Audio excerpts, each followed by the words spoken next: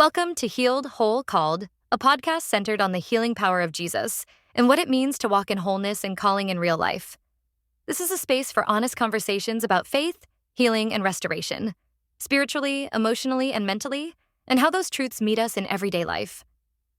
This podcast is supported by the Story Discernment Guide, a reflective resource created for those who sense they are carrying a story meant for more, but want clarity before writing, publishing, or sharing it publicly. The guide is designed to help you pause, pray, and discern what you're stewarding without rushing or pressure. You can access it at storycalling.info. And now, here's your host, Wendy Melrose. Hey everybody, today's guest is someone who's turned deep adversity into lasting strength.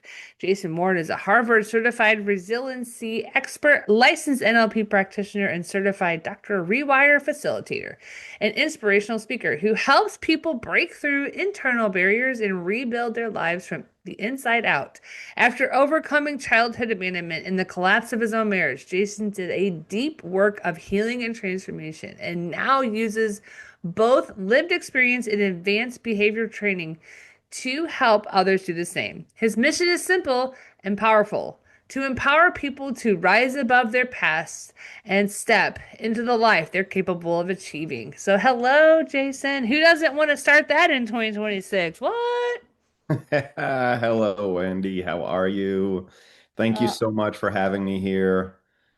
This you're is so wonderful. welcome. So, for those of us who do not know you yet, can you share a little bit about who you are and the season you are living in your life right now? So yeah, as you gave me a amazing introduction, and I appreciate that. Yes, my name is Jason Ward. I have gone through a lot. I'll just put it that way. I've gone through a lot. I've struggled through many things, and I've kind of come out on top. Yeah, I got many things that always come to me, but I'm knocking them down, getting through everything, getting on top of things and making life great in That is every way so I cool. possibly can. You know what I mean? And so, yeah, as I've been working on myself throughout all of the things I've dealt with, I've seen so many people around me that could use so much, and then they start coming to me asking me advice, and I'm like, you know what? I need to get out there and start helping people and getting the word out, getting the message out, making things happen. That's so cool. So, take us back to the season when things really felt the hardest. Things really felt the hardest. It's when I was going through my divorce. Mm-hmm. Um, this was, when was this? This was about 12 years ago. Um, Things were really starting to fall apart. I was having a lot of difficulties. I couldn't understand exactly why I was having the frustrations that I was. Um, I tried therapy. It gave me a little bit of understanding, but it really never got anywhere for me.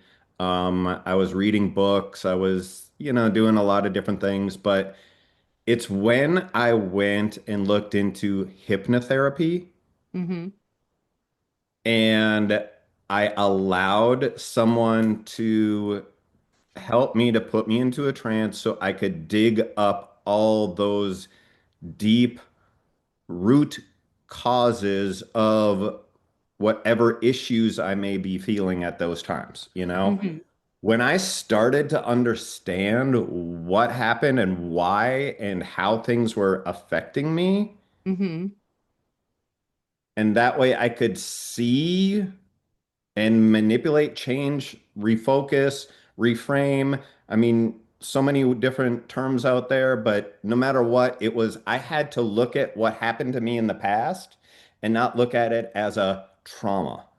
Mm-hmm. I had And to see that, okay, so I'll tell you real quick. When I was 7 years old, my parents they had their divorce. My dad had visitation rights, and he was supposed to pick me up one day, and he just never showed up.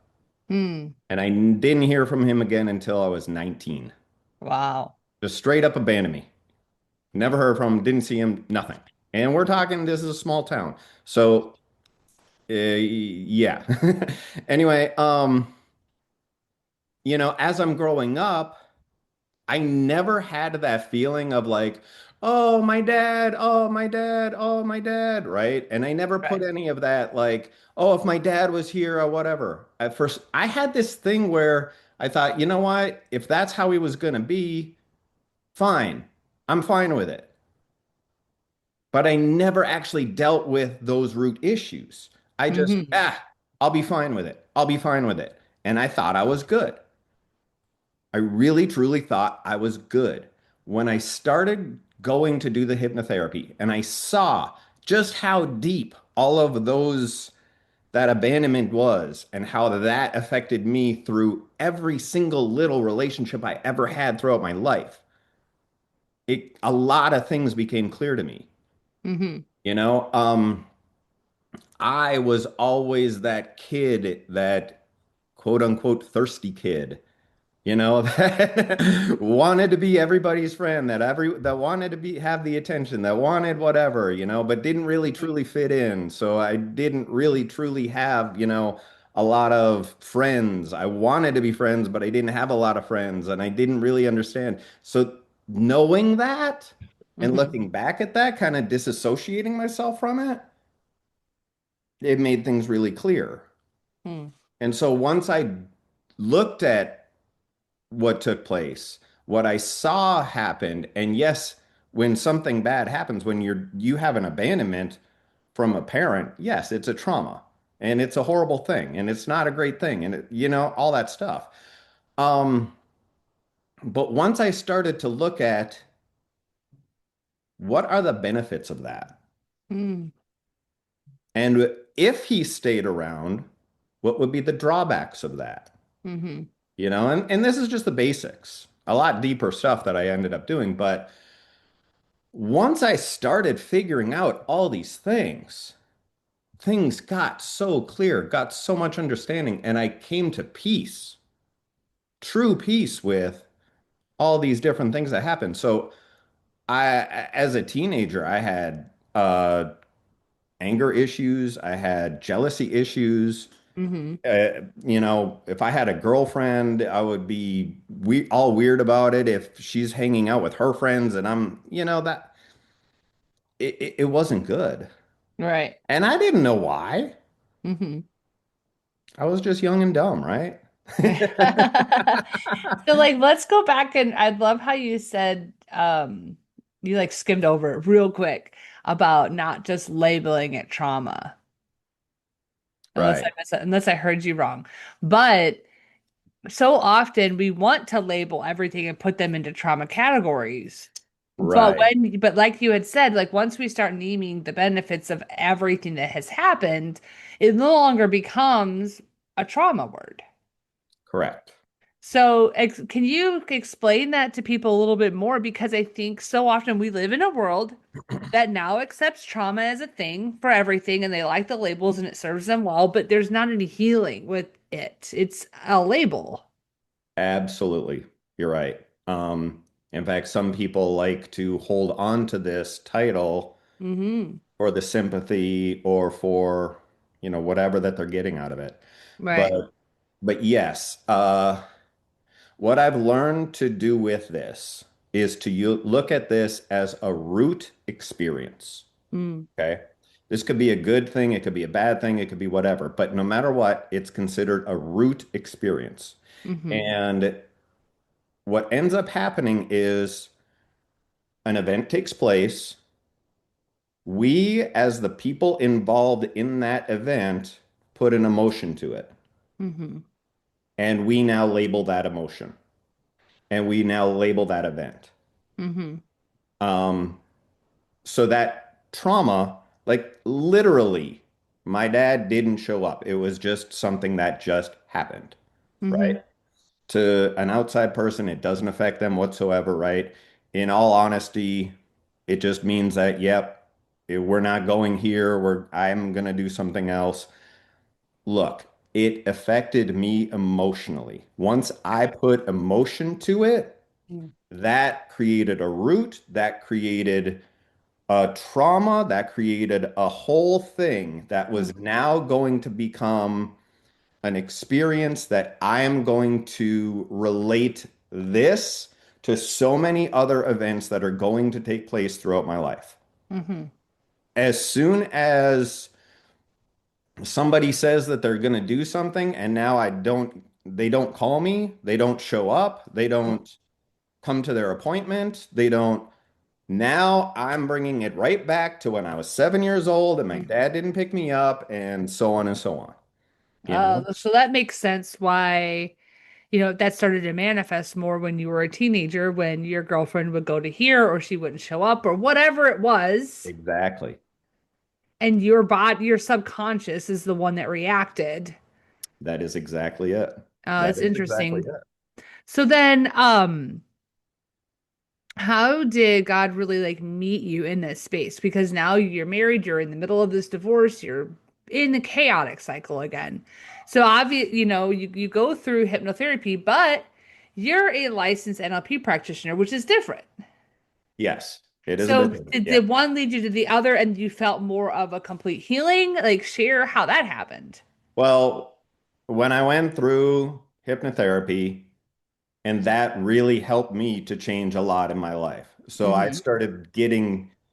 I started doing more research into the whole personal development stuff, right? Uh-huh. And and look, there is so much personal development stuff out there, so many books, so many teachers, so much stuff. And there's a lot of the whole shiny object syndrome going on that's out there, and Mm-hmm. people promising and so much. But if you look at it and really dig into it, it's pretty surface. And and it seemed like when I got through the hypnotherapy, when I really hit that unconscious side and I really dug into so much that was all in here, I just couldn't see it. I couldn't find it. Mm-hmm. Because it's all in there. You just got to unload the boxes. Right, right, You got right. to unpack. Yeah, yeah, yeah. And Um, sometimes you got to take a knife and undo the tape because it's that yeah. stuck. Oh yeah. And sometimes you got to move boxes to find the boxes and then yeah, absolutely. And then I knew at that point that things were deep, but then I see all these so surface level things. And I got into my wife actually uh became a hypnotherapist Mm-hmm. and she started doing the NLP, and I learned about it through her and got more into it that way. And I realized how, with the NLP, that can really bring the whole deep unconscious out to Mm-hmm. really unlock so much. Mm-hmm. And so between the NLP, between the things that I learned from Dr. Rewire, I've been able to understand how to bring so much out to surface, Mm-hmm. how to be able to look at things more objectively, pull the emotion away, Mm-hmm. just look at it for what it is, work through things, and now be at peace with it all. That's amazing. So I know that based on my understanding of NLP, it's different than hypnotherapy because you don't have to, you can be aware, but you're still processing. Well, let me tell you something about hypnotherapy. You are aware. Uh-huh. You know what's going on. It's not like the stage hypnotists that Uh-huh. make you cluck like a duck or whatever. You know what I mean? Like, no, it's not like that whatsoever. Okay. You are aware. It's just allowing the person to, as you're talking to them, they are going to help you to relax, to unwind, to unlock, and to allow your own mind to show you things and Mm-hmm. to bring forth things. And I mean, you do go into a hypnotic trance. Hypnotherapy, NLP, there's a lot of similarities. Um, NLP, it's just neuro-linguistic programming. Okay. Basically, it's neuro-linguistic is brain language. Mm-hmm. And it's just knowing how the brain is going to take certain words, certain commands, certain things, and what it does with it. Because what we use as words in society, we've changed up the meanings of so many different things Sure. nowadays, you know? And so understanding this and knowing how to talk to somebody, how to how to word things, how to use your voice, how to just help them Mm-hmm. to basically allow your own mind to show you what it is that's going on inside there. That's super cool. So then And now it's how, basically like helping you to unload the boxes. yeah, that's so good. Well, Now and you're doing all the work. right. You're doing all the stuff. I'm just helping you to Hmm. allow it to happen. Right, because so often people they have they have blocks. They don't even like you had the realization that it was the 7-year old abandonment event that triggered everything else. Some people don't even know. Hmm. Like they literally have put it behind like a steel wall. Right. I mean, there's so much stuff about my childhood that I don't remember, Mm-hmm. but doing the hypnotherapy actually helped to bring forth some of the things that I completely forgot about. Mm-hmm. And so I even brought these things up to my mom to ask her, like, hey, did this really happen? Was this really a thing? Was this just my imagination? But she did tell me, like, yes, that Mm. that was a real deal. Mhm. So then, but can you experience the healing without the knowing?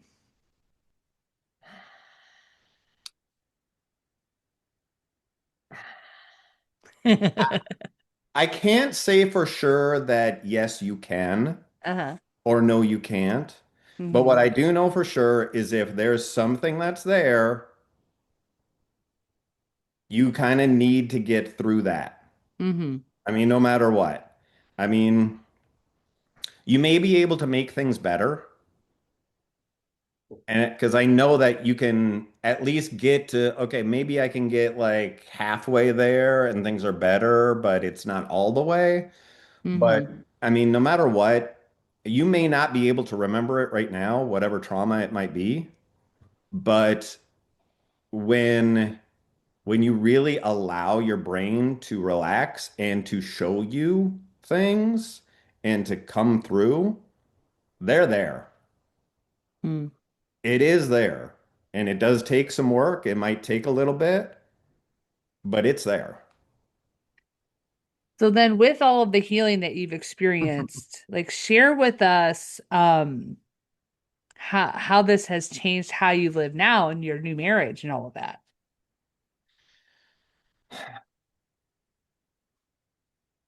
Gosh, the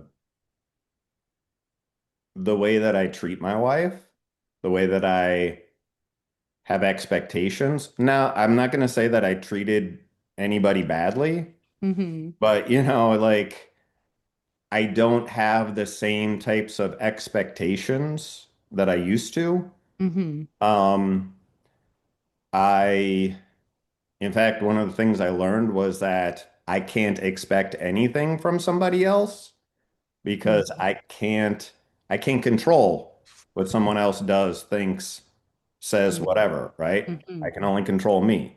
Right. But I can have my standards. So, like, I can't expect her to cook dinner every night, right? Right. Some people do, but I can't expect her to cook dinner every night. And so, would I like it? Sure. But if we don't, hey, it's all good. We can figure it out. I can make something. We can order out. We can go out. We can whatever. There's options, right? So, I mean, putting expectations like that can Mm. put a huge strain on things. Sure. Um, so that case, me being more congruent with myself, my mind, my body, my the mind and heart connection, Hmm. um, I don't feel that need to chase. I don't feel the need to push, Hmm. I have to, I need to, you know, hustle, hustle, hustle, hustle, hustle to make it all happen.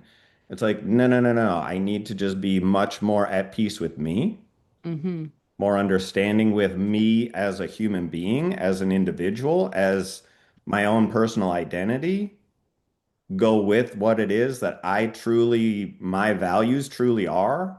Hmm. Um, like there's, for example, as a business owner, if I don't have a high value for a business, owning a business is not going to be, I'm going to fail. Yeah.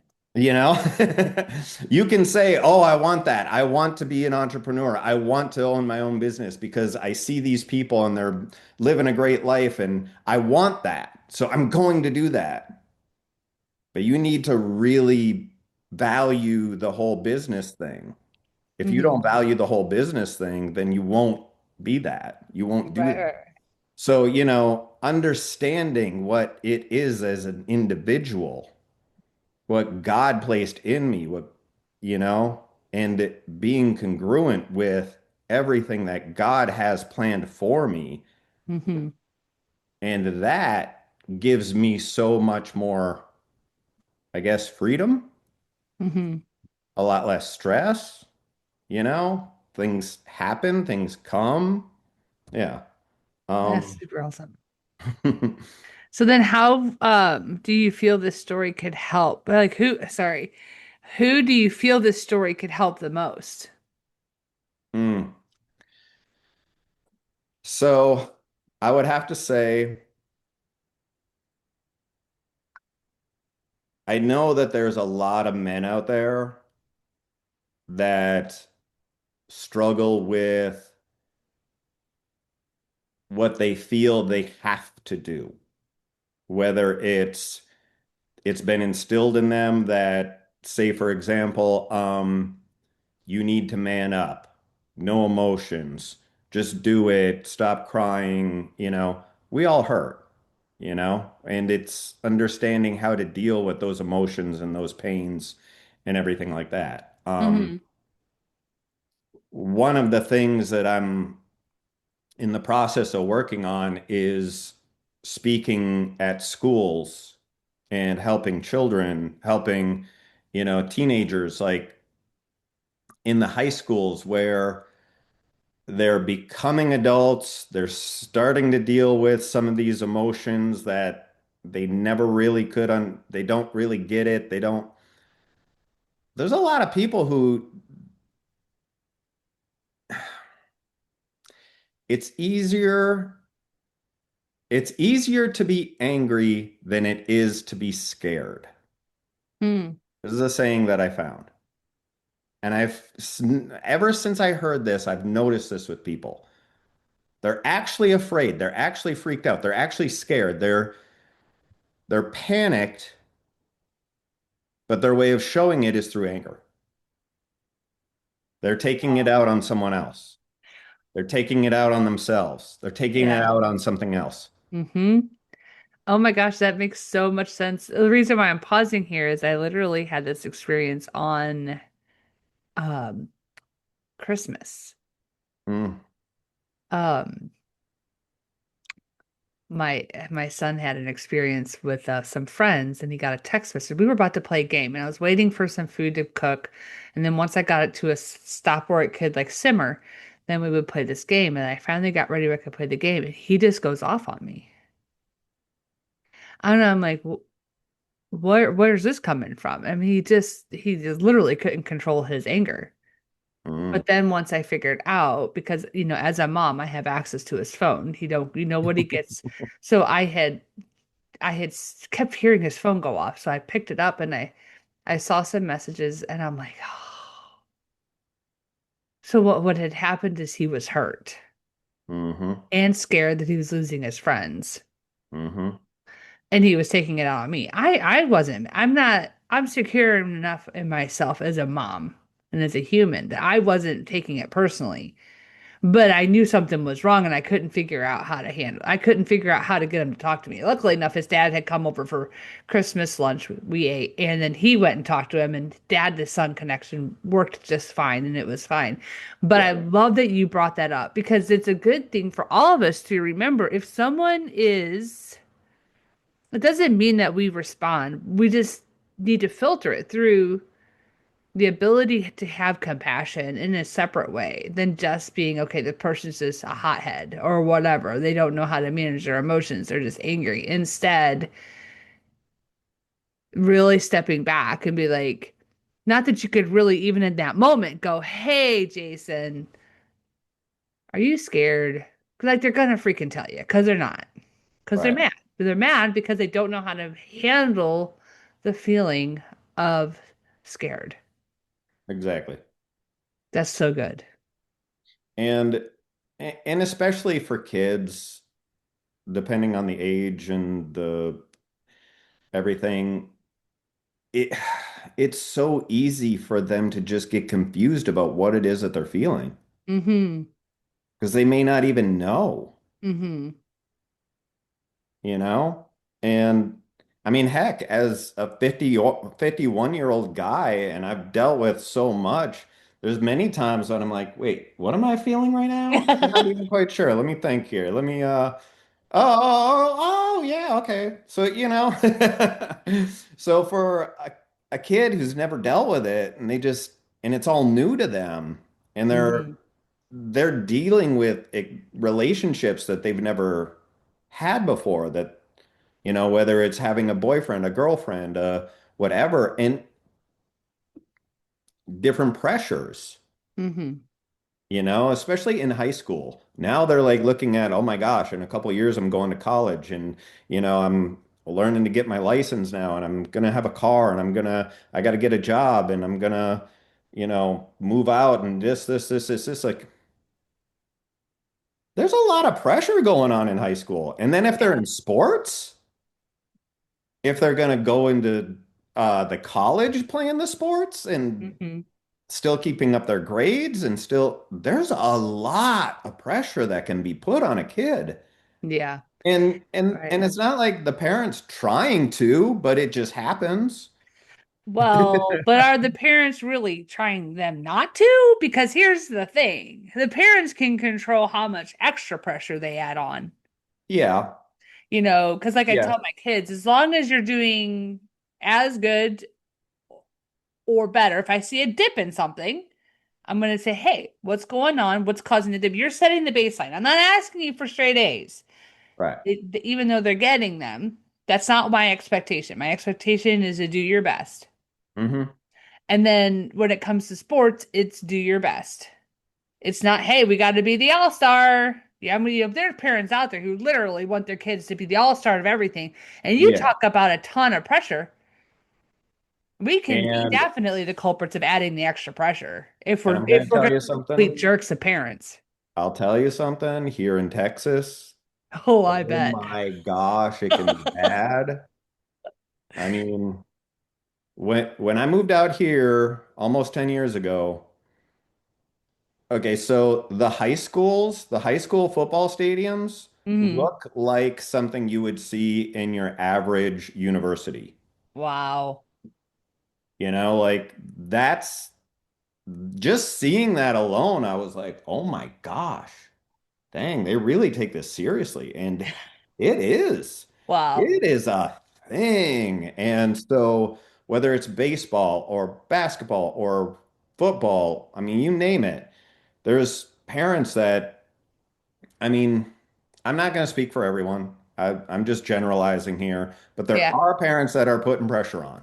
sure. Uh, and even still, like the kid could, even if the parent isn't, Hmm. just the fact that the kid is doing really well, they're afraid to let down their parents because, oh, I know that they did so much for me and I can't let them down. I need to make this and I need to, and they Uh, pressure, and they snap. yeah. No, I get it. Yeah. Yeah. Well, it also goes to each individual household on how they receive love.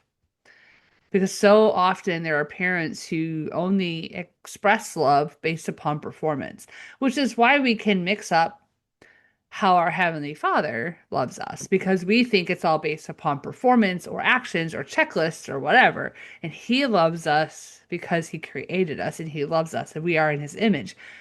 And so it's so easy to completely mess up love on every level. You know what? I'm so glad you brought that up because that was such a difficult thing for me to accept. Hmm. Because when I tell you that, my dad leaving affected me in so many ways, Yeah. like if I failed on a test, I would look at it like, man, I'm a failure. I'm Hmm. no wonder dad left. Right. I'm a failure. I'm a horrible kid. Why would he want to be with me? Of course, he wants to be with his new wife and kids and not have anything to do with me. And, yeah, I get it. Yeah, you know what? Yeah. So to accept love, like what you're saying, and that unconditional love, and that our Father God, that it was difficult for me to truly accept it. Hmm. I went to Catholic school as a kid, all kinds of stuff, but it was it it wasn't, yeah, gosh, I'm getting kind of choked up with it.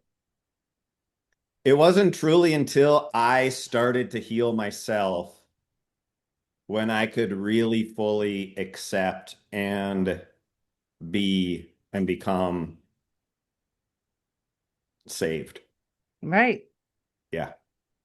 And it's really it's so simple because all it is a simple surrender. Yeah. I mean, I know it's not simple. It's complicated, Right. but it really is the concept in itself is not meant to be complicated, but we can make it that way. So let's pivot back to where you were, how you were, how you're sharing your story with kids in high schools. I mean, are you doing the really cool like assemblies and stuff? Or is that where you want to get to? Yes. That'd be Exactly. cool. Exactly. I did a couple things recently. I A friend of mine was putting on a huge event at a middle school out in the Bronx in New York, and he invited me to join him with a few other speakers, and that was an amazing thing. I absolutely loved that. Um, and I recently went with someone else, and she put on a big event for all of the whole athletic squad Mm-hmm. in high school, like all the athletic teams. Mm-hmm. And that was really great. So yeah, that's pretty much exactly what I want to try to Well, and then build there's it this, up. Yeah. I wonder if there's a way to get involved in oh, there's Future Christians of America, and then there's the athletes, there's an athletes program that are allowed in public schools that are Christian, based. Mhm. And I'm not saying that's, only the people that you go and reach, but it was neat is if you can get into what's already there in a way you wouldn't have to create your own because you know how schools can be like, oh, do you have a proven system and blah blah blah. But here's what's cool. Yeah. God can open every door in a second. Yeah. We don't always have to have it, we don't ever have to have it figured out because he's, the beginning, the end, the in between. He knows the all the intricacies. He knows exactly how it is and who it is that you can get connected to. Are you looking to just stay in Texas or are you looking to go anywhere? Oh, I'm looking to go anywhere, literally international. I will go everywhere and anywhere. If I can reach out and help anybody, I'm there. Well, and Absolutely. it's interesting because it's, when we start to share our I remember being a kid. I'm just a few years younger than you are. But when the assemblies came and the people that had come and shared the truth about what they had been through, and then how they had overcome it. And there they are in front of all of us telling our story. And the ones that I couldn't tell you any of them who they are, but I knew it had an impact because I still remember assemblies having an impact Mhm. on me. Mhm. And it's like, having those opportunities to share with young ones everyone here who's had a loved one abandon them. Yeah. Mine was my dad. Yeah. And, you don't have to get into the marriage stuff because they're not going to understand any of that. But you don't have to. They're going to relate to being abandoned by somebody or a Exactly. friend or whatever, Yeah. and how do you get past that? And hey, did you know that, if you're getting angry at someone, it's really because you're maybe not processing your fear correctly. And you're like, you look like you could have like a really cool exercise. I'm sure you got it all figured out. But it's like it's neat to be able to like even myself, you know, even with an adult, it's understanding like the whole halt method, right? Hey, hungry, angry, tired, lonely, or like lonely, tired. Yeah. Am I feeling any of those things? Right. Calm down, take a nap or go eat, connect with a friend, or whatever you need to do. But it takes self-awareness, so that's another thing some people don't. Yeah. No, it's definitely you need to understand what's going on inside yourself. The self-awareness thing is a huge thing. Hmm. And so I do want to go talk to kids um and and there's so many different ways that I can try to help kids out. I mean, in one case, I can tell you that it took me 5 years to get out of high school, and I never went to college. I just felt that college wasn't for me after not being able to pass high school the way I should have. I was like, you know what? There's no way I'm going to pay to go to school. I'll figure it out for myself, right? And it took me a while, but I was able to get into an industry and to really truly excel. And for the past 25 years, I've been making consistently six figures every Hmm. year. So, I can really do something to help uh, the kids to realize that, hey, something can happen for you. Hmm. And you can make something happen. It's not like your life is done just because you're not passing classes right now. Right. Um, yeah. Also, even when it comes to athletes, just being able to focus and to get through with the game and everything else, because I was an amateur athlete at one Hmm. point. And yeah, I get what they go through and stuff. So, Hmm. Yeah, that's so good. Um, so for the person who's listening right now and they see themselves in your story, what would you want them to know? first and foremost, you can just go up from here. Okay, it's not easy. There's a lot of people that are going to be out there talking about personal development and stuff like that and saying, oh, all you have to do is this. All you have to do is this. All you have to do is this. It's not necessarily easy. All right. Um, you do have to put in the work, but there are easier ways about it. Um, for some people, the regular traditional therapy is a wonderful thing. It didn't really truly work well for me. I'm not saying it didn't do anything, but what I what I was able to get taken care of in a couple weeks could have taken several years in traditional therapy. Hmm. I mean, there's a lot of options out there. There's a lot of different ways of going about it. Um, Obviously, depending on exactly what you have going on in your life with whatever it is that you've been dealing with, that's going to be it's kind of like, okay, where do you want to go, but where are you now? Hmm. Like For you to drive to Chicago and for me to drive to Chicago, it's going to be two different maps, Yeah, you know? yeah. So for you to get to freedom and for me to get to freedom, it's going to be two different maps. So it's everything is going to be very personalized and so on and so on. So, Mhm. I mean, I'd love to talk to people.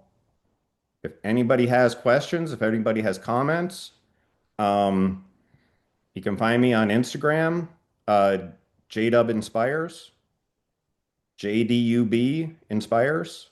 Um, Also, jdubinspires.com. Nice. Come find me, reach out to me, chat with me. I'd love to help. That's so awesome. Well, thank you so much, Jason, for sharing with us your testimony and how God has healed you through so many different healing modalities, and most importantly, just restoring you to giving you the gift to helping others.